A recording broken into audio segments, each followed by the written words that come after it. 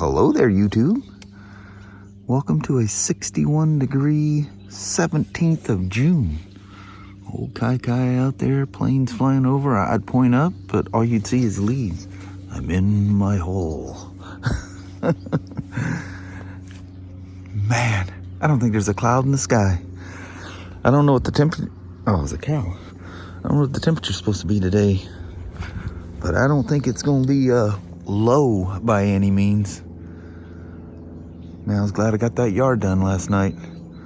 I got to go through and do the trimming stuff with my electric lawnmower and weed eater and stuff, but other than that, we're golden. God dang, let's go bust out a Thursday. So it's supposed to be in the 80s today, Mama. Mm-hmm. It's going to be a cooker. It is. It'd be nice. I don't think not too hot. Not a cloud anywhere from home all the way to here. It's just blue. It is. It's going to be hot. Yes, it's going to be warm. All right. Have yourself a wonderful Thursday there, Mama. You too, sweetie. All right. Love you. See you. Bye. I love ya. Bye-bye. Bye. All right. So we made it home safe and sound. There's one thing and one thing only I had to grab at work. Was a special crimping tool for those kind of clips. And what did I forget? But this is a pretty standard clip that's used. I'll get more of those and do them proper.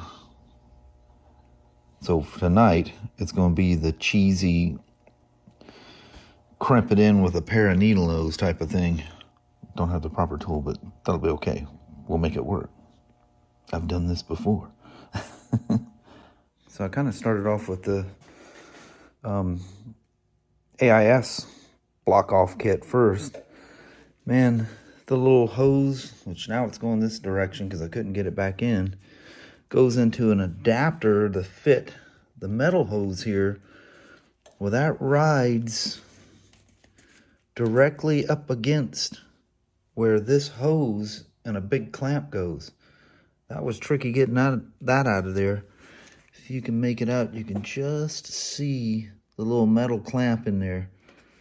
And there's the new boot that's going to block off the air passage for the AIS. But yeah, you can see how that pulse hose for the EVAP thing that I modified and capped off, tight fit, really tight fit. So while I'm here, I'm going to go ahead and pull all this jazz out. This is the pipe leading to the air intake, which just bleeds into the exhaust. And here's all your electronic purge valve and all that stuff sitting in there. And this is the piece that's going to be, if I can squeeze it and get it out, maybe, no. Anyway, that's the electronics that's controlling. Essentially, it works like a purge valve. Oh man, I got everything all neatly tucked in here, zip tied nice and safely, and I gotta come in here and disrupt everything. And that's where the air is coming in there, and then this purge valve controls it. You can see a little metal bracket. And then once that opens it up, it injects cold air or fresh air into the exhaust port. Kind of hard to get the camera in there. So there's the eliminator thing for the electronic valve. So this is all the AIS components. And you can see it's capped off now. The booster plug. It plugs into the intake air temperature sensor, which is right there. You can see where it goes into the air box, and then it just interlinks, goes through the booster box, and I run it up the frame, and I have it up underneath here so it's not touching any metal to get any false readings. It'll get natural air. So there we are. Let me get this thing back together. I got a few more zip ties to put on. I want to take it for a ride. So it's 8:15. I got to fly. It's only been running for a couple of seconds. I just hit the starter button and she just lit right off. No by starter at all. Maybe it's because it's in the shop here or something, but it almost sounds like it sounds deeper for some reason. Anyway, let me get some gear on. Let's go for a ride. Side covers and seats, and we're off. I have to apologize in advance for the heavy breathing. But I've been running. It is 8:30. Got all that done in 15 minutes. Got all my gear on, everything. Again, she just lit right off.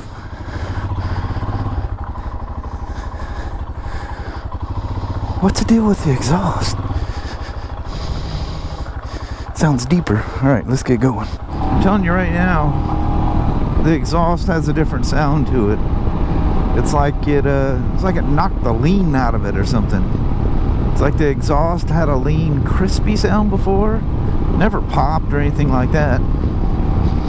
But oh man, I'm going down this rickety road with the suspension soft for Kelly.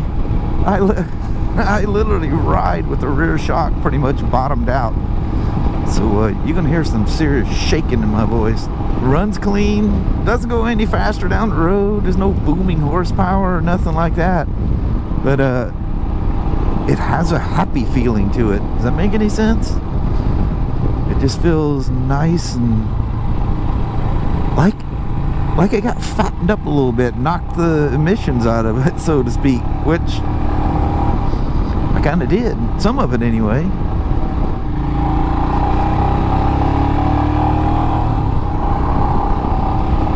That exhaust sounds so different. What is the deal? That's wicked cool. Maybe I need to take Kelly's for a ride, come back, take mine for a ride before I do anything to it. I'm not doing that tonight. This was a rush to get home and get this thing started. I'm trying to make this thing work out. Listen how different that exhaust sounds. It has a deeper tone to it, like a fatter tone. Like instead of dry ashes flying through it, it's warm, misty air. Let's go some slow speed here. Let's just see how it idles.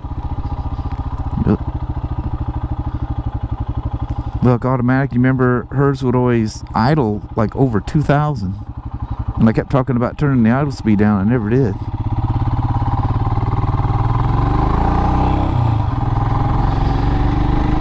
What's crazy about the exhaust? Throttle response throughout seems good.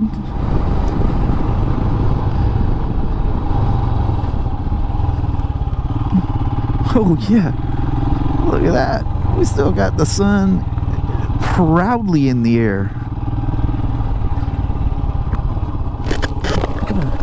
But you know what? When I get back to my house, the way that mountain range is here, it will block off and we'll have no sun to do our goodbye, even if we did it right now. It's still kind of holding a little bit of a high idle. Whoa, that thing's just full of blackberries and stuff. I don't got no riding pants on or anything. Come out. Whoa! Look at that, where some of that's dropped off. That's that one thing that scares me to death. Well, we just put the skid pan to test. Dude, that thing was brutal.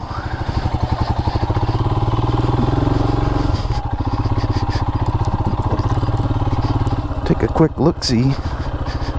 This is one of the dangers of making one of these things super low. And with my big round behind on here, that don't help anything. That tire rolled over that thing and just kicked that rock right up. Yeah, hit the head pipe and the little guard right there. Ooh, it bashed the pan in. Right there. Well, I'll have to take that off and beat it back out for her. That'll teach her to let the old man ride her bike. It's just a thing She'll go, oh, are you okay? Yeah. All right, I can fix it. Okay. Dude, that was crazy. That was a big old boy. I think just rolled up and just picked me up like I was putting it on the center stand. Speaking of center stand, oh no, it didn't go that far back. What do you think, Himy? Poor Kelly's bike takes all the beatings. With every ride, there must be some excitement. Sure wasn't expecting that big old sucker to come rolling up out of there. That was a worthy little upgrade here. And the fact that it makes her bike run this smooth. Just let's sit here and idle and see if I can get her to stall.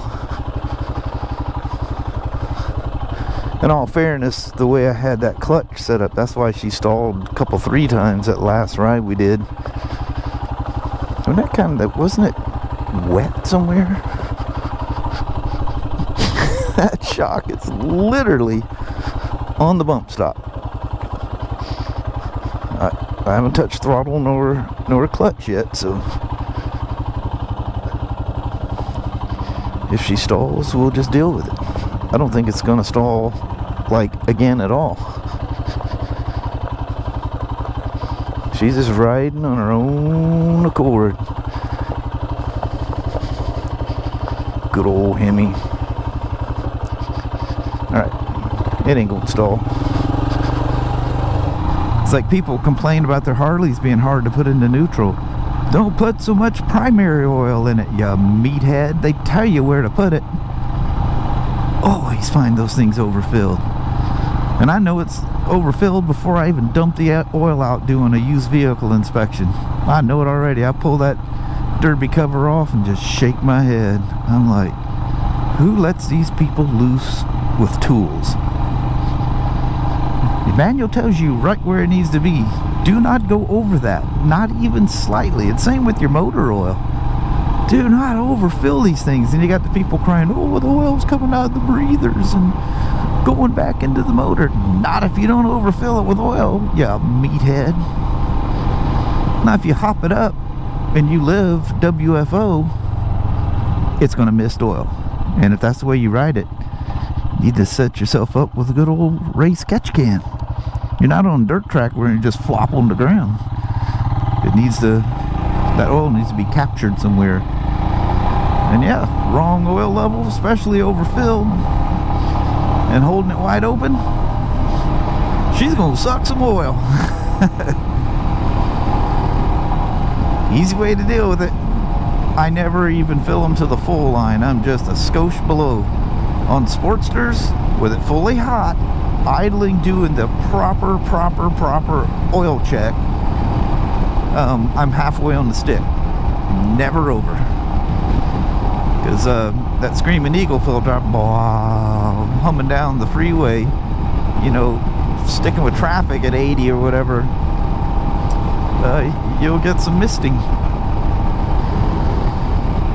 And those stage 1 air filters aren't cheap, and that's not an oil type filter. Big writing on the side says, do not oil.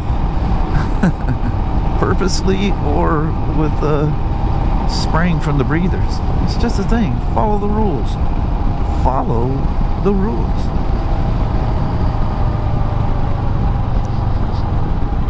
That's looking pretty nice out there, isn't it? Look at them skies too.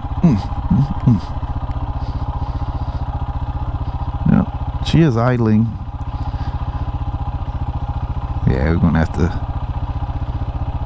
God, I should just go right in the house, lift that tank a little bit, reach there and turn that thing down.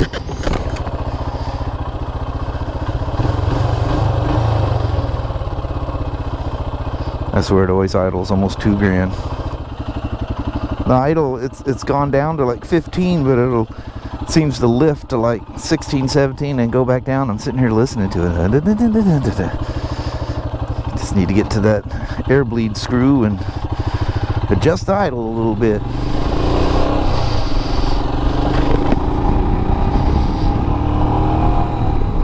it's noticeably different off the bottom. It feels like the mapping is so clean. Man, that is a win-win setup. And I would do them both. I'd do the booster plug and the AIS delete. Absolutely do them both. Especially if, if you're going to put a pipe on it later on. Definitely. Because that AIS is just like a big old exhaust air leak. Well, anyway, I'm on down the highway here to get the little woman and try to sneak out a goodbye before it's pitch black. Well, thanks for coming for the Himalayan ride as well. A little unexpected thing, but we made it work out. All right. Well, hello there, YouTube. That was fun. I gotta show you some damage though. Uh-oh. Kind of captured a big old boulder. Uh-oh. That's not it. predicting how low that thing runs. You got a couple more scratches and a dent in your skid pan. Well, see, if you do it, I feel better. I told you she wouldn't care. Nope. She goes, well, he'll fix it. Yep. That's fun. Man, that runability tenfold better. That's amazing that makes that much of a difference. That's cool. Don't be looking for any extra horsepower, powering up wheelies or anything like that. It ain't happening. But it's really, really, really clean. And oddly, a very distinct, different sound to the exhaust. It's really cool. That muffler just sounds happy back there. The whole bike feels happy. Good. But anyway, while it's still warm, get her in there, let her sit there and idle and get warm. I'll knock that tank loose and reach in there and give that idle screw a turn or two. Just a very small turn. It don't take much because it's an air bleed. That's how they idle. Anyway, on that, we won't bounce. Alrighty, well, thank you guys so much for watching. We really do appreciate it. We will talk to you tomorrow. Same smoke time, same smoke channel. Don't forget to give it a thumbs up. And you guys have an amazing Friday or Saturday. Heck yeah. That GT Air, that thing breathes so well, that helmet. But it sure leaves literally traces going across my head. Right. You have stripes going down because the air flows through that thing so well. Never rode nice and cool. You flip that vent open. You can't vlog with it when you flip it open. It's so loud, so much air goes through, but it's like, oh, wow. It's like air conditioning on your skull. Very good. Anyway, we'll see you in the morning. See you then. Bye-bye now. Bye.